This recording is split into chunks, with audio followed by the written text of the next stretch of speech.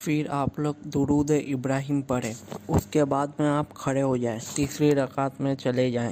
फिर बिस्मिल्लाह बोल के हाथ उठा के रफ़ाएदैन करें और तीसरी रकात में आप सीधा सूरह फातिहा पढ़ें और उसके बाद में रुकू में जाएं और चौथी रकात में भी यही करें और पहले वाले तरीके से नमाज को कायम करें।